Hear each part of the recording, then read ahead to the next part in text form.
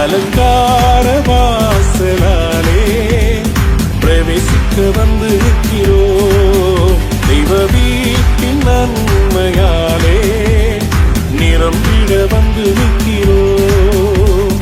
ஆராதிக்க வந்தோம், அன்பு கூட வந்தோம், யெகோவா தேவனையே துதித்திட வந்தோம், தொழுதிட வந்தோம், தூயவரே சுவையே. ஆண்டவராகிய இயேசு கிறிஸ்துவின் நாமத்தில் உங்கள் யாவருக்கும் அன்பின் வாழ்த்துக்கள். இந்த நாள் ஒரு இறை வார்த்தையை நாம் சிந்திக்க போகிறோம். நம்முடைய ஆண்டவர் பேசுகிற தேவன், வார்த்தையின் வழியாக பேசுகிற தேவன். யோசேப்போடு கனவின் வழியாக பேசினவர் இந்த நாட்களில் நம்மோடு வசனத்தின் மூலமாக வேதத்தின் வெளிச்சத்தில் நம்மை அழைத்து செல்லுகிறவர். எனக்கு அருமையானவர்களே, யோவான் 2ஆம் அதிகாரம் 5வது வசனம் என்ன சொல்லுகிறது? அவர் உங்களுக்கு என்ன சொல்லுகிறாரோ அதன்படி செய்யுங்கள்.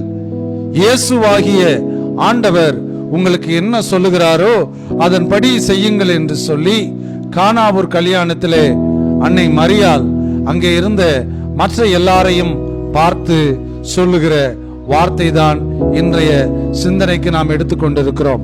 எனக்கு அருமையானவர்களே, ஆண்டவராகிய இயேசு கிறிஸ்து நமக்கு என்ன சொல்லுகிறாரோ அதன்படி செய்யும் பொழுது ஒரு பெரிய ஆசீர்வாதம்.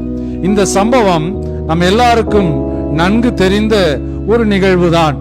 கானாவூர் கல்யாணத்திலே, அந்த திருமண வீட்டிலே ஒரு குறைவு ஏற்பட்டது. அந்த பிரச்சனை, அந்த சம்பவம் இயேசு கிறிஸ்துவினிடத்திலே கொண்டு வரப்பட்டது. அன்னை மரியாள் அந்த பிரச்சனையை, அந்த குறைவை இயேசு கிறிஸ்துவினிடத்திலே கொண்டு வரும் பொழுது அன்னை மரியாள் சொன்ன ஒரு வார்த்தை தான், ஆண்டவராகிய இயேசு கிறிஸ்து உங்களுக்கு என்ன சொல்லுகிறாரோ அதன்படி செய்யுங்கள்.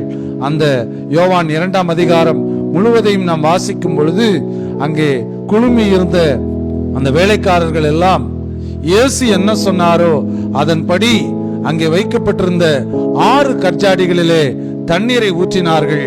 என்ன ஒரு அற்புதம் பாருங்க! இயேசு என்ன சொன்னாரோ அதை அப்படியே செய்தார்கள்.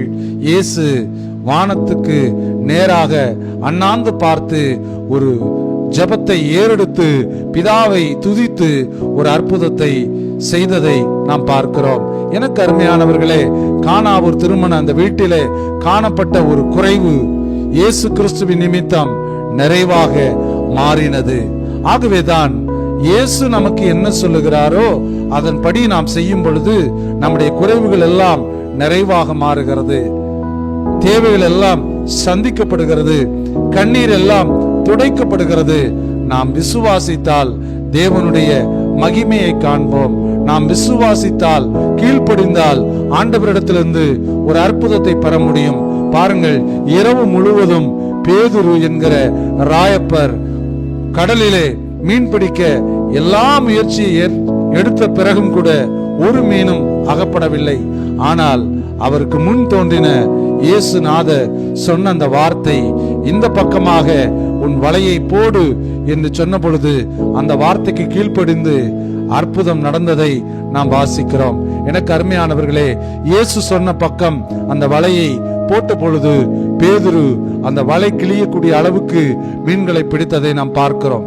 இன்றைக்கு ஆண்டவர் நம்மோடு பேசுகிற வார்த்தை என்ன தெரியுமா?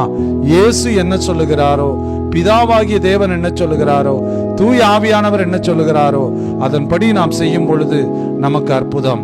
இன்றைக்கும் கூட இந்த செய்தியை கேட்டுக்கொண்டிருக்கிற நீங்கள் அவருடைய வார்த்தைக்கு, அவருடைய சத்தத்துக்கு, அவருடைய சத்தியத்திற்கு கீழ்ப்படியும் பொழுது நம்முடைய குறைவுகள் நிறைவாக மாறும், நம்முடைய தேவைகள் எல்லாம் சந்திக்கப்படும்.